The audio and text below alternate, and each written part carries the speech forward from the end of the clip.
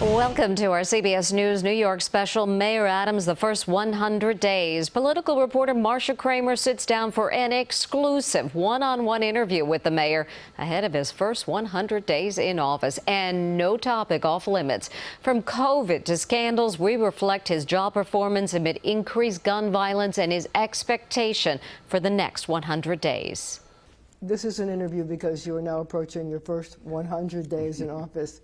I know it feels like it's been either quick or long or short or whatever, but I wonder if you could tell me how your life has changed since becoming mayor. You know, Marcia, that's a great question.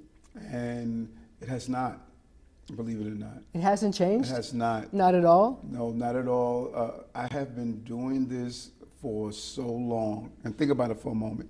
The volume is a lot. Every day, all day. No more drinking out of a garden hose or drinking out of a fire hose. But when you start to acknowledge that, hey, Eric, you've been to building collapse before. You've been to shootings, crime scenes. All of those things that I'm experiencing now, I may have instead of one in a month, I may have one a week. But the reality is, if you understood how to respond, how to be level-headed, and how to make the right decisions, you can get through this stuff. And from the day one, I got up. But the volume is huge. It is. Trust me when I tell you, it is unimaginable about the level of incoming all day, every day. But you sectionalize it. And I know I'm going to do the best I can every day. And so I don't feel bad if I drop the ball on something or I miss something. So, I mean, things have changed. I mean, where you live has changed, the weight of the office. What were your feelings the first day when you walked into the office and you sat behind the desk of the mayor of the city of New York? And that's fascinating because the first day I had the team here on January 1. We were here with all of my deputy mayors and we sat down to figure out what we were doing. So from the day of the campaigning, there was not an end. I don't believe we had one day off since getting elected. So when did it hit you that you were the mayor and you had to take care of 8.6 million people or however many are here? And you know what I say, 8.8 million people, 30 million opinion, but one mayor that must make the decision. So, but when did it hit you that you were that guy? Probably in Gracie Mansion when I woke up. A couple of weeks later, you know, I was walking through Gracie Mansion and I was like, wow, I'm the mayor right now. But you dress differently. Yes. So why? Well, you know, I've always been a person that enjoyed fashion, from my socks to my shoes. But borough president, you were always on the grind doing, you know, everyday things. So I had all these suits and ties and shoes in the closet. And so now I'm able to just like, you know, Eric, you feel comfortable. You're on a national scale stage and all over the country. You know, before people eat a meal, they see the meal. Before people hear what I have to say, they must look and say, he knows what he's saying. That's just how we are. So this, your attire, which is always so absolutely perfect, is because you want them to see the meal before they eat the meal? I want them to understand that just as I take it seriously when I'm standing in front of the mirror in the morning, I'm doing that when I'm approaching the issues that are impacting us. So what was your best day? Here? A number, there's a few of them, but if I had to wrap my head around one day in particular, it was around what we were doing for foster care children. I've always known that we've abandoned foster care children, and we rolled out a great program that we're going to continue to build on. That was so important to me. I talked about it on the campaign trail, and we were able to deliver on for those foster care children. That day at Kingsborough Community College? At Kingsborough Community College. Standing next to those two young ladies, they were articulate, they were focused, and it just felt good. I knew that we are on the way to go after those children who have been abandoned for so long. But there are other stories within, but that really touched me a lot. What was the worst day? In the hospital, when Officer Rivera and Mora, family members, walked through that hospital at Harlem Hospital. It was just so painful. And I remember walking into the room and watching the faces, and you know, sometimes pain reaches an intensity point, then it starts to dissipate. In that hospital, it never dissipated. It just stayed at that level of pain, and it was hard. It was hard. How did you find the words to talk to them? It's hard, 'cause what do you say? You know, you can't say to someone, I understand what you are feeling, because it's just, that's not a reality. And I just knew that the commissioner and I just take my hat off to her. She just has a way of walking into the room and authentically show people she cares. Today, standing with the parents of a young 12-year-old that was shot, she was just there with the mother, and the mother just held on to her. And it was helpful for me to have her by my side. She just took the weight of really talking to the parents, speaking in Spanish when there was need to be communicated that way. And it just really took a load off my shoulders. I just had to say, as the mayor, I'm here for you, and she handled the rest. But when you were walking into that room, what were you thinking to yourself, like, oh my God, what am I going to say? How am I going to say it? You know, it's amazing how, you know, when people say your life flashed before your eyes, it's amazing how much our mind is able to consume so quickly. As I walked in the room and turned the doorknob and went inside, all I thought about was my brother. You know, he was serving in the police department. I remember one time he had a vehicle accident. I went to the hospital to see him, and watching him on the gurney tore me apart. Here I had to walk in and speak to loved ones that it wasn't a vehicle accident, but they were not going to see their babies again. They were babies. And it was just, how do you really approach it in the right way that you don't add to the pain? And that's all I thought about, you know, how I would have communicated with my family. Was it more difficult for you because you'd been on the job? Yes, it was. Because, you know, I talk about Robert Venable, who I carry around his photo all the time, losing Robert Venable, and then losing other officers on the way. And I know what it is. I know what it does to the command. I know what it does for those other officers. When you saw thousands of officers lined up in front of St. Patrick Cathedral, because they all know the possibility that one day they may not come home. And you think about that often when you lose a person in line of duty. And I'll never forget two of his colleagues from the precinct. They were hugging each other, and they said, we're sorry, we're sorry. You know, you tend to blame yourself, when in fact, it was not their fault. It was the fault of the person that had that illegal gun. You took particular care to talk to the officer who was able to shoot the person who shot them.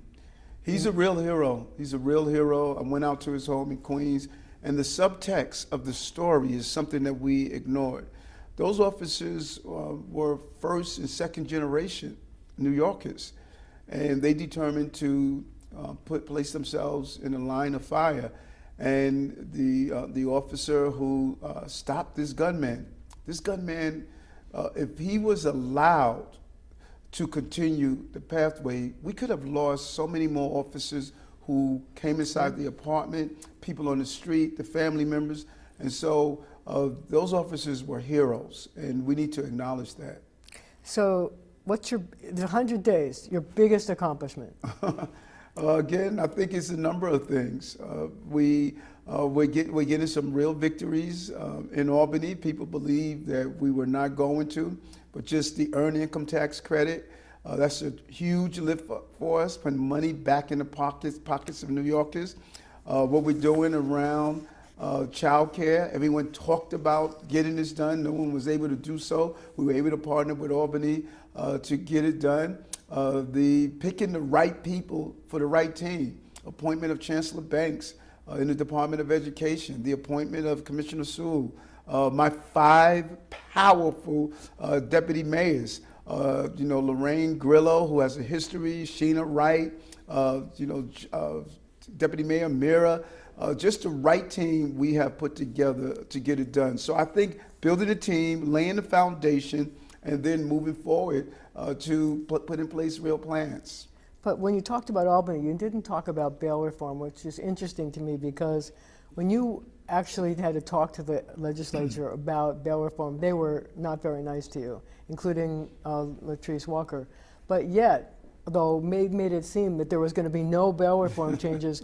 You're going to get bail reform changes. And do you think that you were partially responsible for moving the legislature to see that this was a necessary thing to be done? Well, we don't know what the ending package. You know Albany. You're in the twilight zone of uncertainty. But we do know that there's printed. going to be change. 2 weeks ago, it was unthinkable. Now they're just trying to figure out what the changes are going to be. What I don't want to do, I don't want to make the Bush mistake and say mission accomplished. We have to accomplish the mission. But I don't think it was Eric Adams only. I think it was New Yorkers. You know, the polls were showing clearly that New Yorkers, this was the agenda that was on top of their minds. And I think that my partners in Albany, they heard that. They came in and stated that we were concerned about going backwards. I had to show them that we can't go backwards on over-aggressive policing. But you know what, Marcia? We can't go backwards to 2,000 homicides a year, 98,000 robberies. You know, so I think that, you know, cooler heads prevail.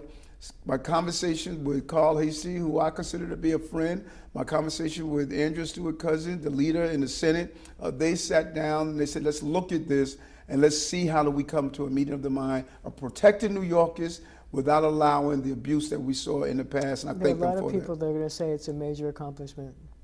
Well, we have to now take whatever we get from Albany, and it has to translate into safer streets to show America how we can police correctly. So hard.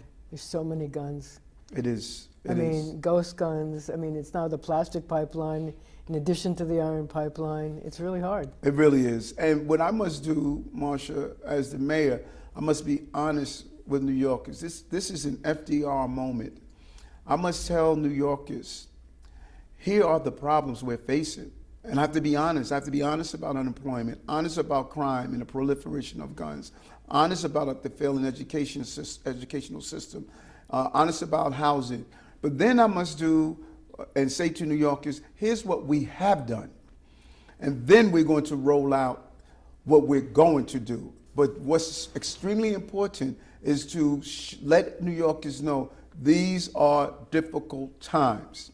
But we can get through them with the proper planning and making sure government is aligned. So repeatedly over the past few days, you've said that you inherited dysfunctional city. Who's to blame for that? It's a combination. You know, I think about the book, New York, New York, New York. And there's a section in the book when a woman comes to Mayor Koch and she said, Mr. Mayor, please make the city work again. And Mayor Koch looked at her and said, ma'am, the city never worked. You know, and that's the reality. We've adjusted to a failing city across America. It's not only New York. This is not something I'm pointing to New York, but specifically New York. We create crises, and we've normalized them by siloing government. So people say, Eric, what is the one thing that you're going to do? I'm going to make government work together as a team, and that's important. So some people say you're the anti-de Blasio. Do you think that's true? No, I'm just a pro-Eric. Because, you know, people want to compare you to de Blasio. They want to compare you to Giuliani. They want to compare you to... So who do you want them to compare you to? I think the perfect combination for me is, I always say two, but it's actually three. Okay, go ahead. One, Mayor Dinkins. I think Mayor Dinkins at the heart of just a gentle, kind man. Absolutely true. You know, and he was a mentor to me and my son. Second is Bloomberg. You know, when people say I want to be like Mike, they may be talking about Michael Jordan. I'm talking about Michael Bloomberg. He was very clear. He was very measured. He planted the seeds for years to come. But there's a third person that I rarely talk about. Who's that? Mayor Koch. Koch was a character. And you know what? You are a character. Do you want to be a Koch? No, I just think that he never personalized it. You know, people call you what they want, they boo you, they yell at you. Koch knew, I'm gonna do the best I can. And he understood that in New York, there are different personalities and characters, you know. So when I walk out of City Hall and people are yelling at me, I say to myself, wow, it's great to be in New York. So basically you're channeling your inner Ed Koch? So each moment I'm challenging different individuals. Koch was standing in front of the Brooklyn Bridge during the strike, said, "Don't let them beat you." And that is what I believe the combination of Bloomberg, Dinkins, and Koch was the true character sets of New York. So Koch never promised to get a nose ring. But he did other things. Yes, he did. He dressed up as, I think he was Koch who dressed up in that little sequins outfit or in a circle. I won't be doing that. No sequins for you at the inner circle? Okay, good. So I guess to get back to a little seriousness, I guess people in New York City are worried about COVID when, especially after Friday when you talked about the possibility of a new surge in the next few weeks. So how worried are you about this new surge? And do you see that you're going to have to backtrack at all on anything as we cope with it? We don't feel that way now as we look at the slight uptick in numbers. So we don't feel as though we're going to go back to the days where we have to use draconian measures to fight against COVID. But we do want people to say, let's not be fearful, but let's be faithful on how we carry out our day. And so that is so. So let's be prepared. Let's be practical. And I think that if New Yorkers, which I am just really proud of, we don't look at the pluses. Think about when New Yorkers did. You know New Yorkers don't like anyone telling them to do anything. True. But we said to ourselves, listen, we're in a crisis. And we all came together. 75% of the people received, vaccines. Over 80-something received at least one dose. People are doing the boosters. And so we really need to take our hats off because we were the epicenter. People fed off of us. And I'm just proud of the city, and we could do it again. Do you think you're going to have to backtrack at all given the new surge, the new numbers that you're looking at? No, I do not. I believe that we're going to be able to make the right decisions, the smart decisions, and move our city forward in the right direction, get open, because you and I both know, if we like it or not, COVID may be a constant companion, and you can't continue to allow it to disrupt turning around our economy and get our city back up and operating. Coming up, Marcia puts the mayor in the hot seat. What will he do with the hundreds of first responders who lost their jobs after they refused to get a COVID vaccine? Welcome back to our first 100 Days special. Marcia Kramer continues her exclusive interview with Mayor Adams. This time, the focus is on the city's jailing system and gun problem. So I'd like to talk to you about Rikers Island. I wonder if you're committed to closing it down. The reason I'm asking is because I know that Councilman Robert Holden has lobbied your administration to build a new campus on the Rikers Island property, which has 413 acres, so there's plenty of room. And he points out that given rising construction costs, you could save billions of dollars by building a new jail, a new complex on Rikers Island instead of in the communities. But not only that, with the population in Rikers now 5,700 and the community jail is only holding about 3,500, it might also make not only economic sense but space sense to consider that proposal. Is that something that you would consider? I'm committed to closing Rikers based on the rule and law that came out of the city council, and I'm going to really respect what came out under the previous administration. I have not, vetted the entire plan by Councilman Holden. I think what he should do, if there's a conversation about doing anything differently, he should go to his colleagues, and he has to sell that to his colleagues. I'm going to follow the rules that come out of the city council. So you don't think that, you haven't thought about whether there's any merit to doing that? You want to see it come from the council because you don't want to cross them? Well, I believe that he could reach into the council, sit down, give the proposal, speak with Speaker Adams, and they must make that determination. They passed a law that stated Rikers could no longer be used as a prison or a jail.